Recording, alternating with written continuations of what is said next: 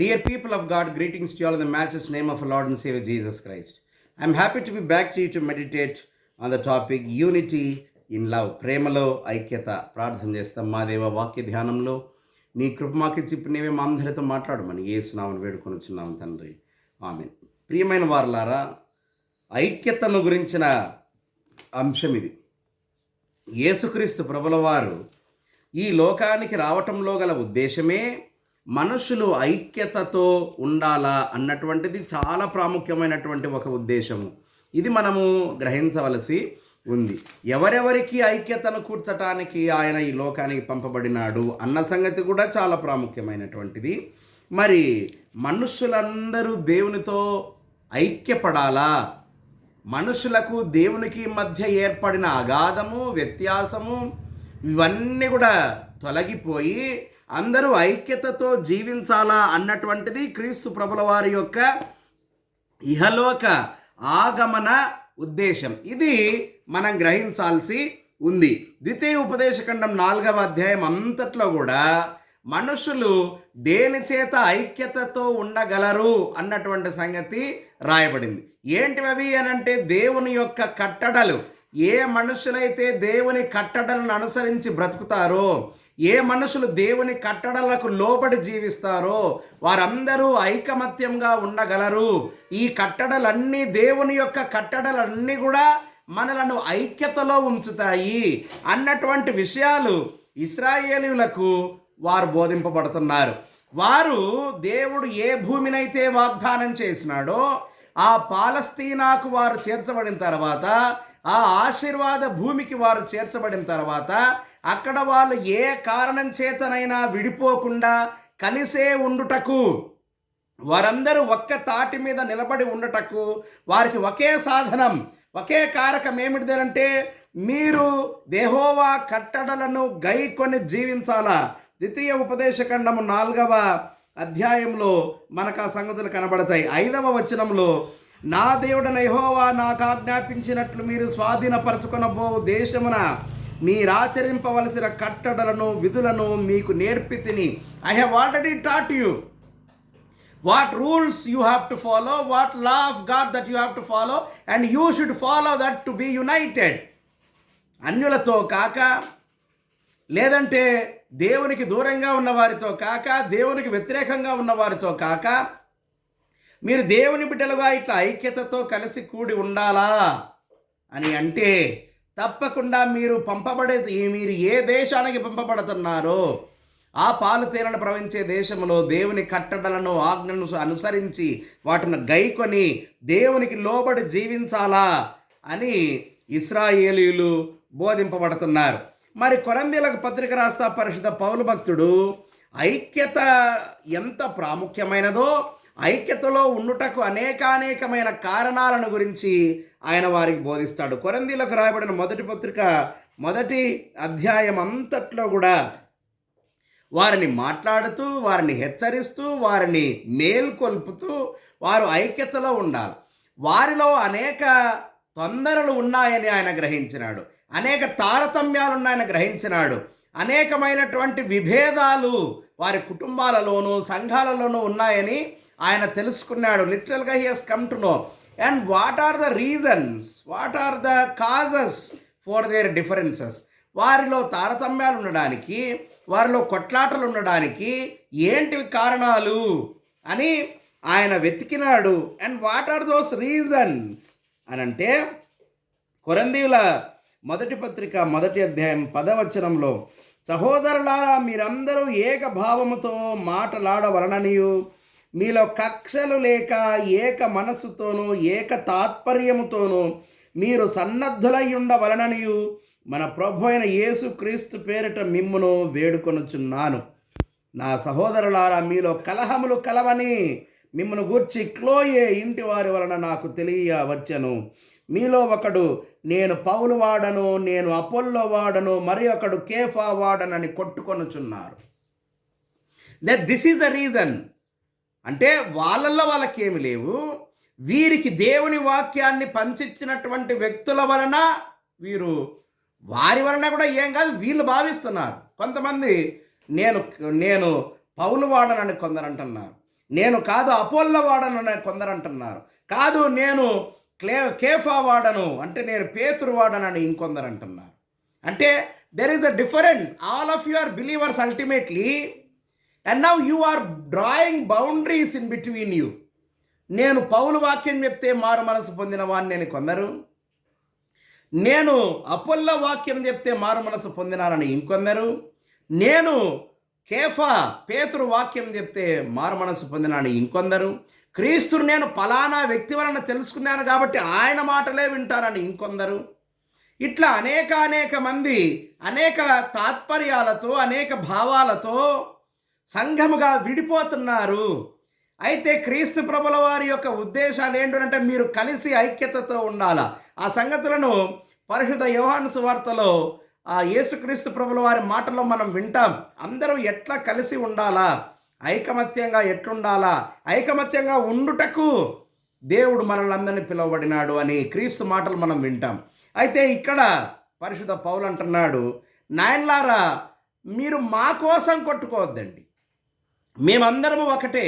నేను వాక్యం చెప్పినా అంటే ఆ పౌలు వాక్యం చెప్పినా, అపోల్లో వాక్యం చెప్పినా, కేఫా వాక్యం చెప్పినా, అంటే పేతురు వాక్యం చెప్పినా, ఇంకే శిష్యుడు వాక్యం చెప్పినా అందరూ కూడా క్రీస్తు ప్రభుల వారి వాక్యాన్నే బోధిస్తున్నారు. యేసుక్రీస్తు ప్రభుల వారి వాక్యాన్నే బోధిస్తున్నాం. మేమందరము క్రీస్తును బోధిస్తున్నాము, క్రీస్తు శిలువను బోధిస్తున్నాం, మమ్మల్ని బోధించుకోవటం లేదు కదా.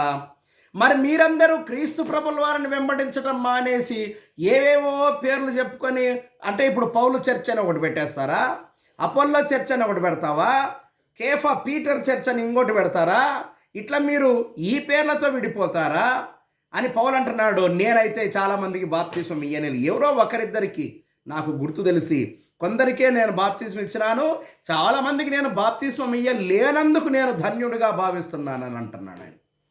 అంటే ఎవరు బాప్తిస్మం ఇచ్చింటే ఇంకా వాళ్ళు వెంబడే ఉండాలని కాదు. ఈ ప్రస్తుత కాలంలో సంఘాలు ఇట్లా తయారవుతున్నాయి. ఎవరో ఒక ఆయన వచ్చి ఇంకా ఆయన అందరికి బాప్తిస్మం ఇస్తే ఈ బాప్తిస్మం ఇచ్చిన ఆయన ఫలానా ఆయన వలన బాప్తిస్మం పొందిన వాళ్ళందరూ ఇంకా ఆయన దగ్గరే ఉండాలి, ఇంకెక్కడికి పోకూడదా? అంటే అప్పుడు నువ్వు క్రీస్తు పేరిట బాప్తిస్మం ఇచ్చినావా, నీ కోసం బాప్తిస్మం ఇచ్చుకున్నావా? You see, this is a question for today's Christianity.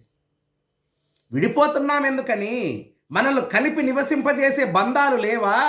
మనం ఐక్యతతో బ్రతకగలిగిన బంధాలు లేవా? ఏ కారణాల చేత విడిపోతున్నాం మనము? పౌలు అంటున్నాడు అట్లా కాదు. అందుకని ఆయన అంటున్నాడు చూడండి 13వ వచనంలో, క్రీస్తు విభజింపబడి ఉన్నాడా? పౌలు మీ కొరకు సిలువ వేయబడినా? పౌలు నామమున మీరు బాప్తిస్మం పొందితిరా? నా నామమున మీరు బాప్తిస్మం పొందితిరని ఎవడైనా చెప్పకుండానట్లు క్రిస్సునకును గాయియుకును తప్ప మరి ఎవ్వరికి బాప్తిస్మం లేదు. స్టెఫెనీ ఇంటి వారికి కూడా నేనే బాప్తిస్మం ఇచ్చిన, ఇంతకు మించి నాకెవరికి బాప్తిస్మం ఇచ్చిన గుర్తు కూడా లేదు అని పౌలు అంటున్నాడు. అట్లా అందరికీ ఇయ్యనందుకు నేను ధన్యుడిగా భావిస్తున్నా. ఎందుకంటే మీరందరూ నన్ను వెంబడిస్తున్నారా? నేనా మీకోసం ప్రాణం పెట్టింది, నేనా సిలువెక్కింది, నా పేరట మీరు బాప్తిస్మం పొందినారా? ఎందుకు మనుషులను వెంబడిస్తున్నారు? అల్టిమేట్గా అందరం క్రీస్తు ప్రభువును వెంబడించాలని, క్రీస్తు ప్రేమలో ఐక్యత ఉందని, క్రీస్తు పేరట అందరూ కలిసి ఐక్యతతో జీవించాలని, సంఘాలలో ఎవరి వలన కలహాలు రేపకూడదని, సంఘాలలో ఎవరు కలహాలు రెచ్చగొట్టకూడదని ప్రభుల వారు మాట్లాడుతున్నారు. కలహాలు రేపడానికి చూస్తే నువ్వు సాతాను పుత్రుడవే. కలహాలు రేపడానికి చూస్తావా? ఘర్షణలు పెట్టడానికి చూస్తావా? అయితే నీవు క్రీస్తు వాడవు కావు. క్రీస్తుకు నీతో సంబంధమే లేదు. ఐక్యతతో కలిసి ఉండుటకు ప్రయాసపడాలా మనమందరం కూడా. అది క్రీస్తు ప్రభుల వారు మనకు నిలిపిన మాదిరి. యుసి, అది మనకు ఆయన నిలిపిన మాదిరి. మరి పరిశుద్ధ యోహాను సువార్త 15వ అధ్యాయం 11వ వచనంలో ప్రేమ వలన మనము ఎట్లా కలిసి ఉండాలా అని క్రీస్తు ప్రభువు మనకు నేర్పిస్తాడు. నేను మిమ్మును ప్రేమించిన ప్రకారమే మీరు ఒకరిని ఒకడు ప్రేమింపవలననుయే నా ఆజ్ఞ. ప్రేమింపవలననుటయే నా ఆజ్ఞ. You should love each other and there is unity in love. Love shall cover all faults and mistakes. You see, love will forgive, love will reunion, love will take in to heart. You see, ప్రేమ మనలను ఐక్యతలో నిలుపుతుంది. ప్రేమ ఒకరిని ఒకరు క్షమిస్తుంది. ప్రేమ ఒకరిని ఒకరు చేర్చుకునేటట్లు చేస్తుంది. అందుకనే క్రీస్తు ప్రభువు వారు అంటున్నాడు, నేను మిమ్మును ప్రేమించిన ప్రకారమే మీరు కూడా ఒకరిని ఒకరు ప్రేమించండి. ఇది ఆయన మనకిచ్చిన ఆజ్ఞ. నిన్ను వలే నీ పొరుగువారిని ప్రేమించు. నీ దేహం ఎంత ఆరోగ్యంగా క్షేమంగా ఉండాలని కోరుకుంటావో, నీ కుటుంబం ఎట్లా క్షేమంగా ఉండాలని కోరుకుంటావో, నీ పొరుగువాడి దేహం ఆరోగ్యంగా ఉండవాలనని, నీ పొరుగువాని కుటుంబం క్షేమంగా వర్ధిల్లాలనని కోరుకోవాలా. This is an attitude of a Christian. This is an attitude of a true Christian. ఒక నిజమైన క్రైస్తవునికి ఉండవలసినటువంటి బుద్ధి ఇది. ప్రేమ చూపించాలా. ప్రేమను పొంది ప్రేమకు ప్రతిగా కక్షను విషాన్ని చిమ్మితే, పగను ద్వేషాన్ని నీవు దేవుడు వాని పక్షం తీర్పు తీరుస్తాడు. వాని పక్షాన్ని దేవుడు తీర్పు తీరుస్తాడు. మనమేం బాధపడక, చెడ్డవారిని చూసి మత్సరపడకండి, వారు గడ్డి వలె ఎండిపోతారు. ఎండిపోయిన గడ్డి గాలికి కొట్టుకొని పోయినట్లుగా కొట్టుకొని పోతారు. కాబట్టి వారిని గురించి మీరు చింతపడవలసిన పని లేదు, దిగులు పడవలసిన అక్కరే లేదు. ప్రియమైనటువంటి వారలారా, ప్రేమ మనకు కలిగించే ఐక్యతను మనము కాపాడుకోవాలా. 13వ వచనంలో, తన స్నేహితుని కొరకు తన ప్రాణము పెట్టువాని కంటే ఎక్కువైన ప్రేమ గలవాడెవడు లేడు. Here he says not about relatives but about friends. There is love between friends. అసలు బంధుత్వాలు, బంధాల కంటే స్నేహాలే బలమైనటువంటివి. స్నేహంలో ప్రేమ, నమ్మకత దాగి ఉంటుంది. చూసి, ఇప్పుడు యేసుక్రీస్తు ప్రభుల వారి కంటే మించిన మంచి స్నేహితుడు ఎవరు మనకు? ఆయన మన కొరకు ప్రాణం పెట్టినాడు. He has died for us. He shed his blood for us. Who do you think is a good friend for us rather than Jesus Christ? క్రీస్తు ప్రభుల వారి కంటే గొప్ప స్నేహితుడు మనకెవరు లేరు. ఆయనే మనకు స్నేహితుడు. ఆయన మన కొరకు తన ప్రాణం పెట్టినాడు. ఆయన మన కొరకు తన రక్తాన్ని చిందించినాడు. ఆయన మన కొరకే తిరిగి లేపబడినాడు. ఆయన మన కొరకే తండ్రి కుడిపార్శ్వమున కూర్చుని ఉన్నాడు. Now he showed his love to us, and as his children, as his disciples, as his followers, we should show our love to our neighbors. ఇతరులకు మన ప్రేమను మనము పంచాలా. ఇతరులతో మన ప్రేమను మనము పంచుకోవాలా. క్రీస్తు మనల్ని ప్రేమించినట్లే మనం ఇతరులను ప్రేమించాలి. ఎందుకంటే ప్రేమలో ఐక్యత ఉంది. చాలాసార్లు భార్యాభర్తలు కొట్లాడుకొని విడిపోవడం మనం చూస్తాం. విడిపోవడానికి ఏంటివో కారణాలు చెప్తారు, కానీ ఒకటే కారణం విడిపోవడానికి ఏంటంటే ప్రేమ లేకపోవుట.